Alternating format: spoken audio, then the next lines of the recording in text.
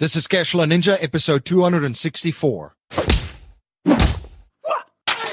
Welcome to the Cashflow Ninja, the podcast sharing how to create income streams and manage, multiply, and protect your wealth in the new economy. Here is your host inside the dojo, MC Laubscher.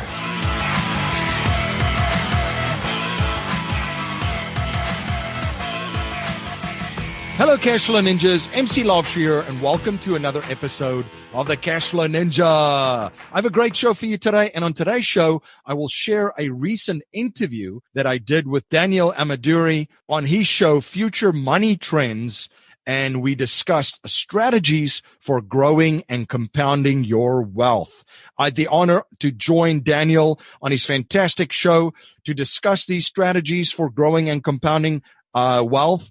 And it was a great experience. I've been a big fan of his show for years, and to connect with Daniel and to be interviewed on the show was a great privilege. I also discussed a wealth formula and blueprint used by Wall Street, banking and financial institutions, corporations, family offices, and endowments. One of the vehicles used in this blueprint by institutional investors is life settlements. And many people are not aware that there is a way for accredited investors to now also invest in this asset class like institutional investors. If you're interested in more information on life settlements and an informational webinar of how you can invest in life settlement investments, you can reach out to me at info@cashflowninja.com.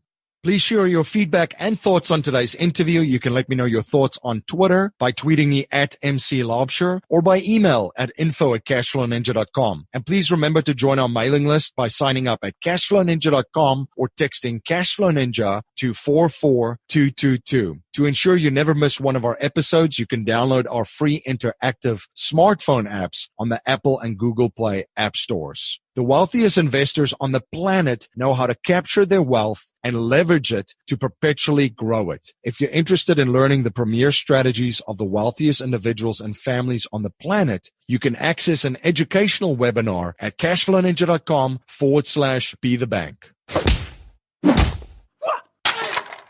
Greetings and thank you for joining us at futuremoneytrends.com. My favorite topic in life, hobby, and passion is helping other people build wealth. And I was fortunate enough to meet just a few weeks ago as a guest on his show, the person who runs Cashflow Ninja. And I was thoroughly impressed. If you go to their website, I actually hit the stop button right now, go to cashflowninja.com. Make sure you bookmark the page. So much information there. So if you're building wealth or whatever path you're on, I believe this is one of those personal finance websites for the new economy. Much like I described Future Money Trends, our own site, I would say I was thoroughly thrilled to learn about this website. I barely scratched the surface. I've only listened to a few interviews, but this is exactly where your mind and your focus needs to be. And so I'm very happy to have on as a guest today, and hopefully this is the first of many, MC Laubscher. MC, thanks for joining us. Daniel, thank you so much for having me. It's an honor to be on your show. Well, I really appreciate it. We're around the same age. It sounds like we're going through the same path, although you started in South Africa and I started in Southern California. So with that said, to the audience, let's start off with just your background. How, there's not that many people in our lives that are focused on wealth building. To be able to even say it out loud amongst many friends is almost awkward if you're in the middle class right now. So what is your background? How did you become a wealth expert? So I'm originally from South Africa, as you mentioned, and growing up in South Africa, especially during the time that I grew up, was extremely interesting. For your listeners, I grew up in a very historic time in the country's history. I still remember President Nelson Mandela being released in 1991, and he became the first democratically elected president in 1994 in that country. So there was a lot of uncertainty. There was a lot of rapid changes in the environment. And it really influenced the way that I view the world, that I think, that I critically analyze everything and try to read as wide as I can about an array of topics. And one of my favorites, as you pointed out, being just wealth building. So I came to the United States in 2001 with a backpack, a suitcase, a sense of humor, and a sense of adventure. And just the U.S. is just an amazing place in the sense that the upward mobility for anyone, regardless of where they are, coming to the United States as an immigrant, it just really, really impressed me. It doesn't really exist in this sense anywhere else that I've experienced in the world. So I came in 2001. I actually played in a city-based national sports league here, a rugby league. And as I started traveling and reading while I was pursuing my career in athletics, I came across that purple book that a lot of your listeners might have come across, Rich Dad Poor Dad from Robert Kiyosaki. And that's kind of where it started for me. I went through that book, and there's a couple of other books that I then dived in, which your listeners are probably familiar with, The Creature of Jekyll Island by Mr. G. Edward Griffin. And just went further and further down the rabbit hole because applying the same principles of sports, right? You have to understand and know the rules of the game to be able to play it. So that's kind of how I got into that mindset. I started cutting my teeth as a real estate investor. So I purchased my first property not long after I read that book. During my I would say my sports career, I fell into a mentorship relationships kind of by accident with someone because I didn't really know that's what you were supposed to do, right? And I learned the real estate industry from the bottom up, starting from maintenance to eventually property management, running several units for a very, very private, large real estate investor. And as you mentioned, through that experience, there's a lot of asset classes that dovetails when you are in circles and privileged enough to be around very, very wealthy people. I really learned the insights of exactly what they do. It just blew me away. It was the complete opposite of what everybody else was doing, not only just different, right?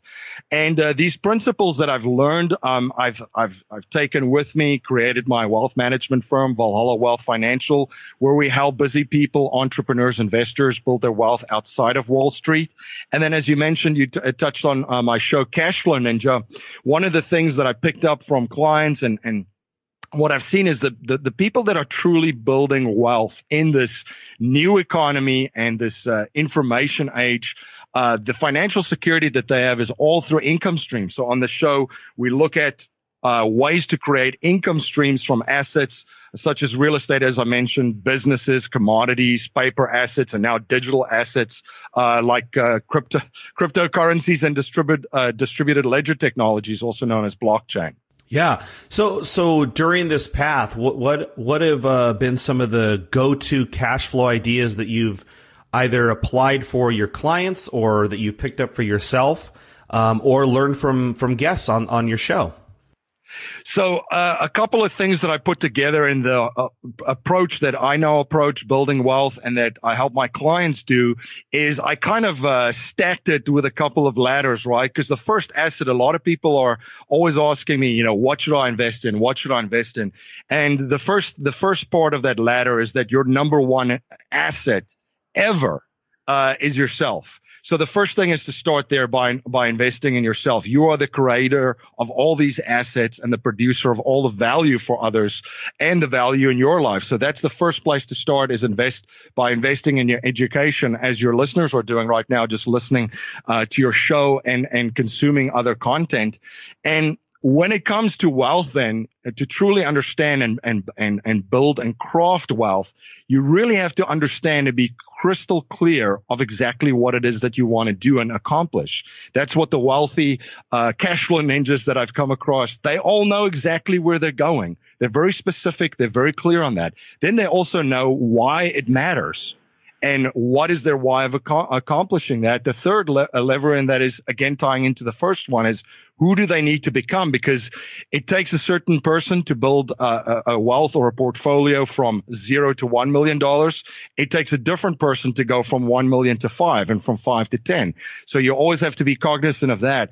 And then once you figure this out, you have to understand exactly what your needs are, and bringing a team of A players and all-stars to help you establish systems and processes within the system to help you execute and implement this. And remember, you're still the leader of this. That's one of the biggest problems out there, is we outsource our wealth management. We're still in control of this. We're in charge and leading this team. Now, back to your question of what are some of the ideas.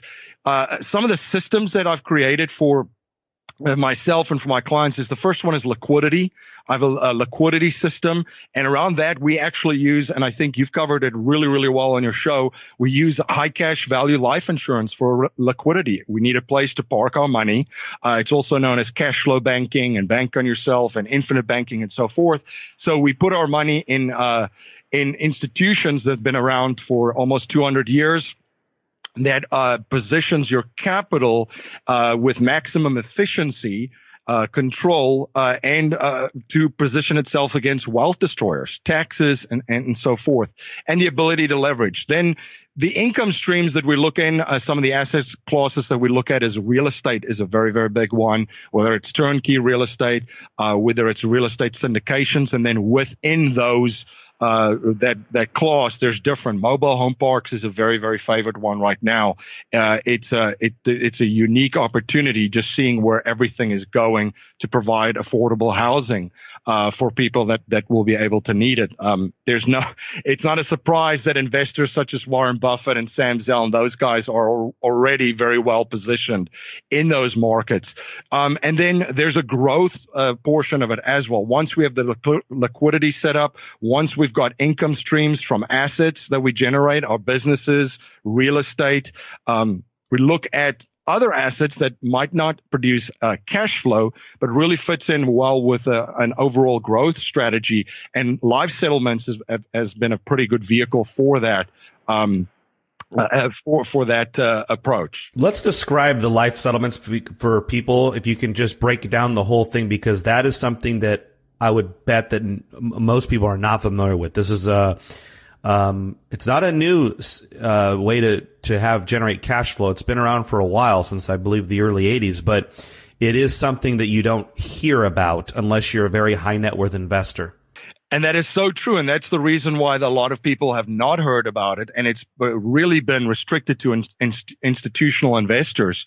So life settlements is when you purchase someone else's life insurance policy. And this is legal, by the way. In 1911, there was a landmark case of Grigsby versus Russell, where the U.S. Supreme Court Chief Justice Oliver Wendell Holmes enacted a law that said that life insurance is an asset and it's transferable at the will of the owner. Now, I'd mentioned a lot of people have not heard about it because of the large capital requirements.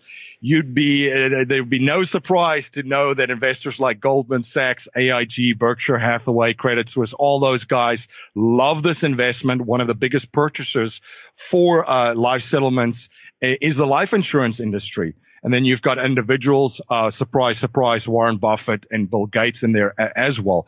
One of the things that I've seen from the blueprint of wealth from banks is they don't necessarily, growing equity takes so long for these guys. They like to buy their equity. Life settlements is a great asset class to do that, and buying equity. So just to give your listeners an overview of what it is. So it is a life insurance policy that's purchased, and then you become the beneficiary of that death benefit. Now, the first question that I had is, why would someone sell a life insurance policy, right? Now, some of the people, when they get a little bit older, especially seniors, their family might not need the protection anymore. So another one is they can't afford the premiums. They might be dealing with health issues, right? Ed McMahon was a great example of that. Johnny Carson's sidekick. You might have sold your business, so in business, there's a lot of insurance strategies using keyman insurance and so forth. So you might have sold that and you no longer need that. And you also might want more money for retirement. So the one thing that I want to drive home is there's value on all ends of this transaction. This is not a predatory environment where people are taking advantage of people in precarious situations and then buying their life insurance policies on the cheap from them. Actually, on average, policy owners receive 4 to 7 times more from a life settlement than what they would have by just surrendering it back to the insurance company. So they usually get around 3 to 4 times the cash surrender value. And the government looked into this, by the way, and the Government Accountability Office actually published a study that showed that and reported that seniors can expect to receive an amount significantly greater than the cash surrender values offered by their carriers. So that's the one side of it, the value equation. The other side of it, why would you invest in it?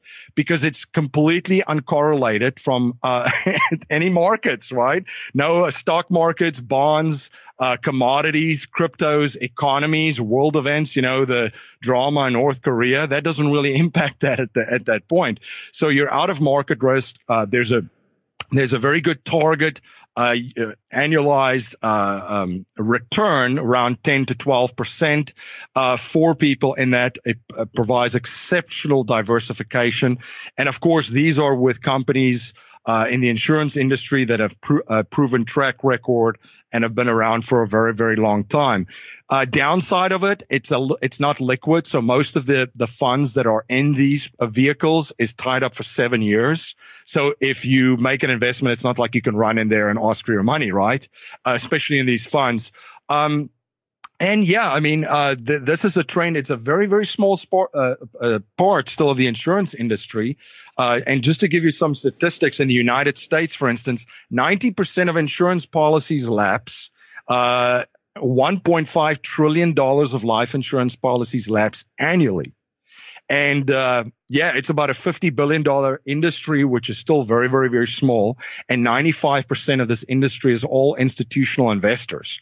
So back to your point, if we look at what the wealthy are doing and people that know how to play the game, like big banks and insurance companies, there's definitely some reasons that they position themselves heavily in this asset class. It's a total win-win. So anybody listen to this, and it's of course, you're talking about the death of an individual, the passing of somebody.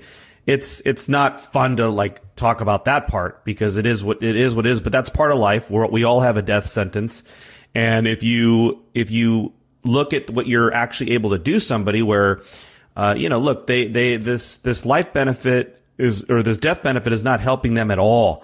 However, you can turn it into a life benefit by cashing them out.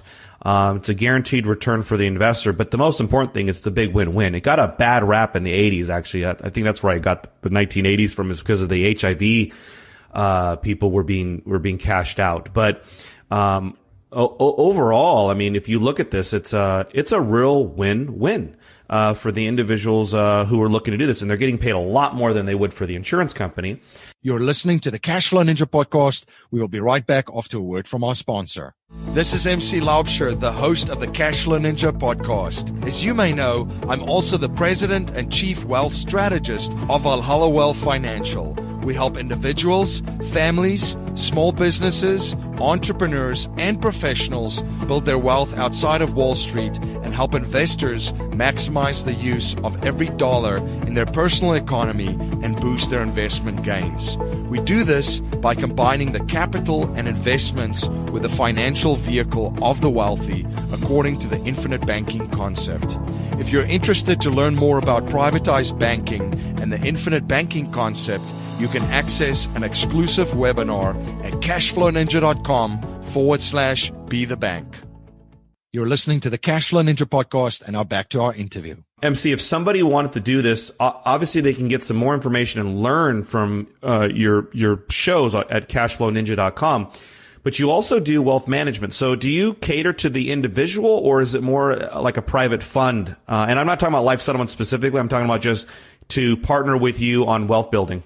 No, I cater to individuals. So my clients are busy people, professionals, doctors, lawyers, investors, entrepreneurs, small business owners. So I definitely cater to the individuals. And yeah, our process is very, very holistic. We look at a lot of moving parts that you have there. We try to break it down and be crystal clear on exactly it is that you want to achieve.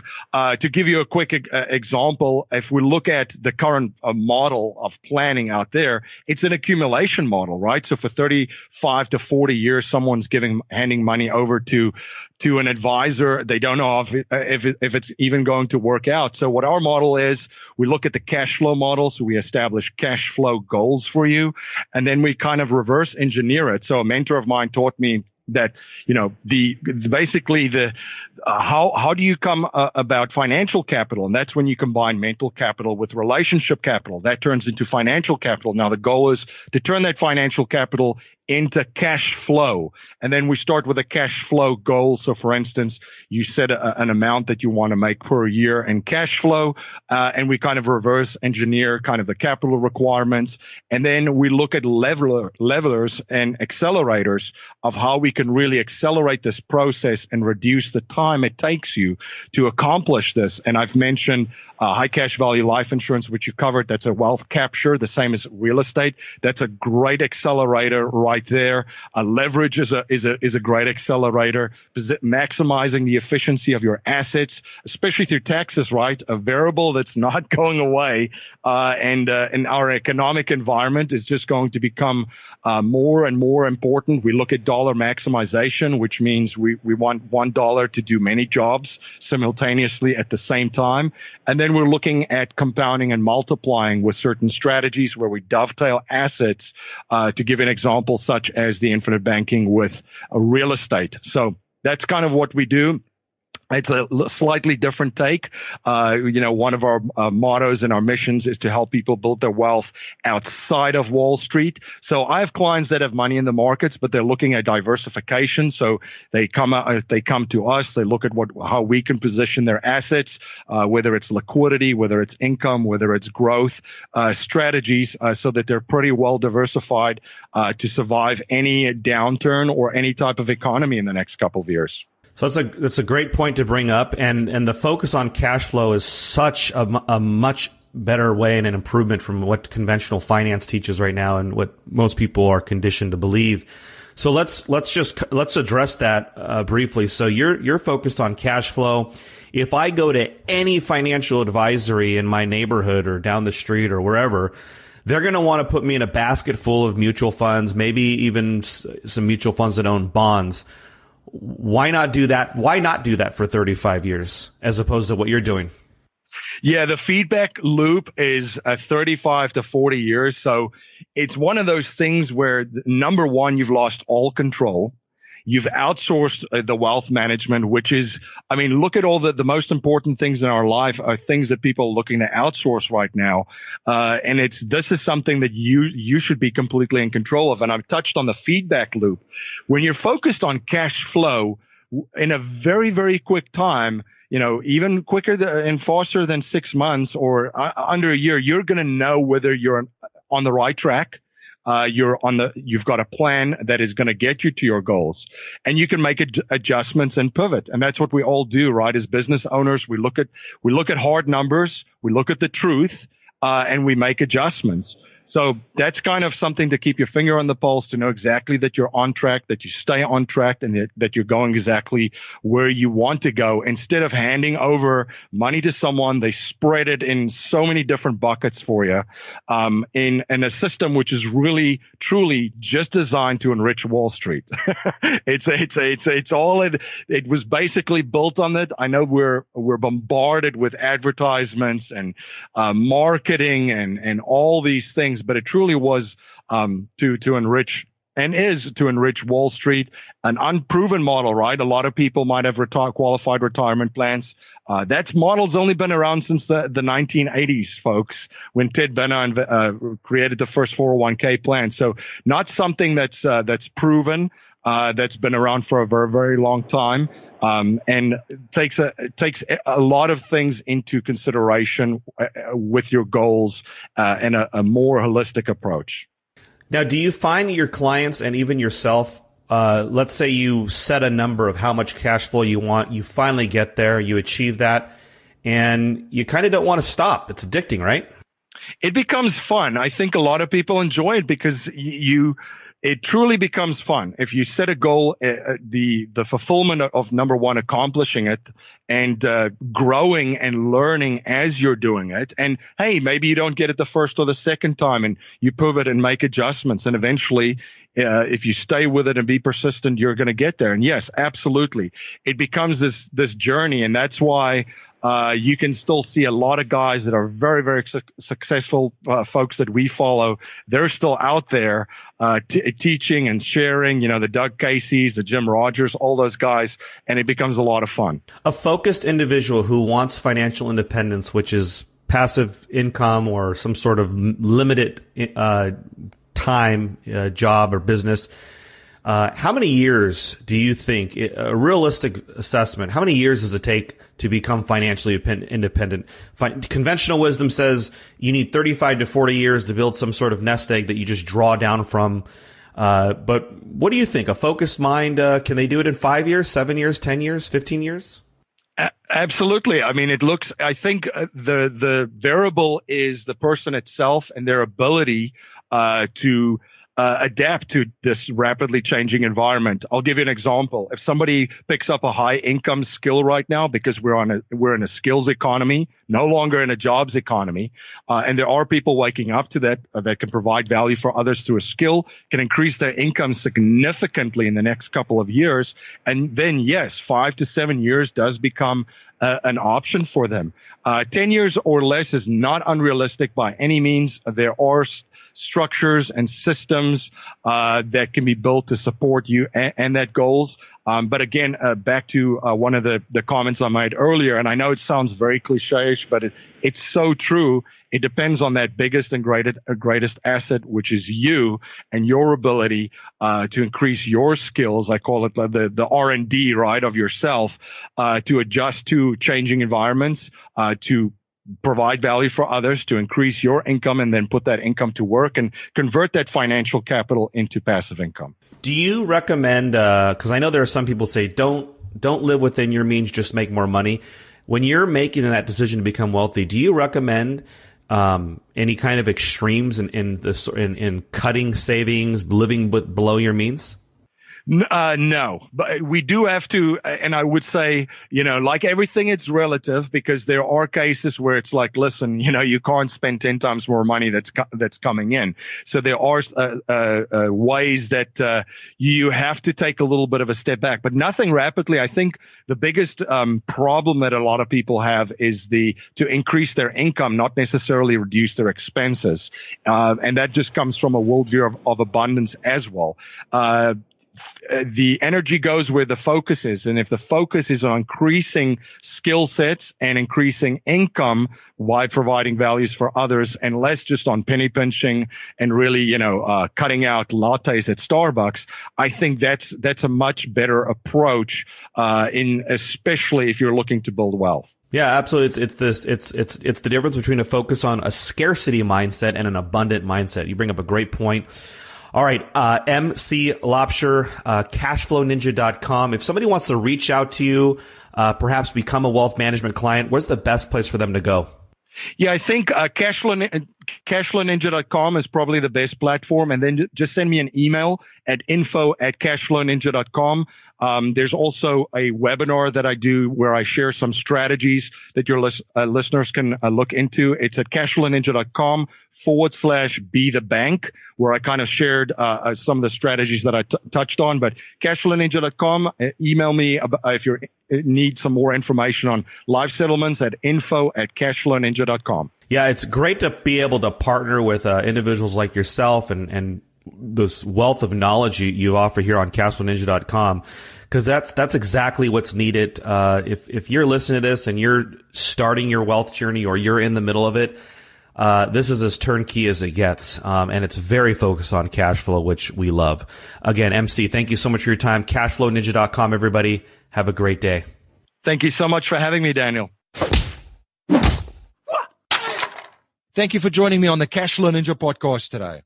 If you like what you hear and appreciate what we're trying to build here at the Cashflow Ninja, please subscribe, rate, and review our show on iTunes and share our show with family, friends, and your network. I'm always trying to learn and improve in every area of my life. So if there's any way that I can provide more value for you and serve you better, please reach out to me at info@cashflowninja.com. If you're not a subscriber to the Cashflow Ninja Gosh Good newsletter, you can sign up for our newsletter at cashflowninja.com or text Cashflow Ninja to 44222.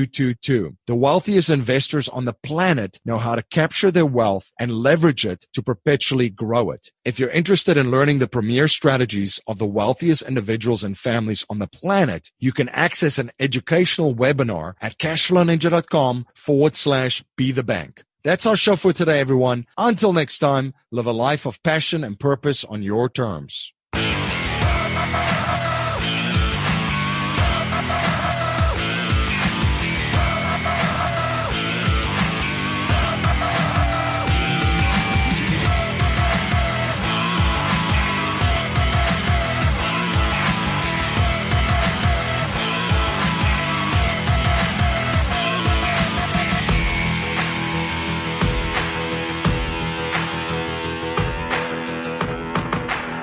This presentation is for educational and informational purposes only. The information being presented and considered does not consider your particular financial objectives or situation, and it does not make personalized recommendations. This material is not intended to replace the advice of a qualified tax and legal advisor or other qualified professionals, and you should not use the information in place of a customized consultation with a licensed professional regarding your specific personal financial objectives, situation, and needs. We believe the information provided is reliable, but we do not guarantee its accuracy, timeliness, or completeness.